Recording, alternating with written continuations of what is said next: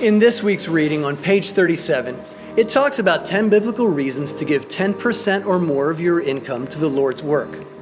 Number 3 says, it will bring wisdom and order to your finances. I'd like you to think with me for a moment. If I got up this morning, imagine with me, and I took this top button and I put it in the second hole. I'd have a mess on my hands. But then to fix it, I would take the next button and stick it into the top hole. Now I have a real mess on my hands. The reality is there's nothing wrong with the buttons, there's nothing wrong with the holes, but the order is all wrong. Here's what the author has learned about finances. Giving to God is the first button of your financial life. When you get that right, when you get that in place, everything else falls in line. But if you make tithing a second, third, fourth priority, you're going to have a mess on your hands.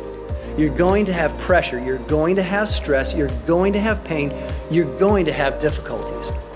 But when you honor God with what He gives you, whether you have a little or a lot, if you learn to give God first from what you have, you bring God's order to your finances. The solution here is not to keep working with these buttons. The need is to get the order right. And so the thing to do is to make first things first. And in this case, the button of giving needs to be done first.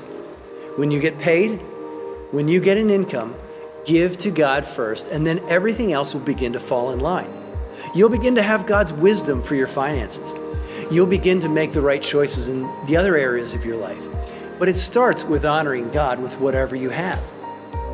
This week, we're going to look at the list of those 10 biblical reasons and share with the others in our group what made the most sense to you.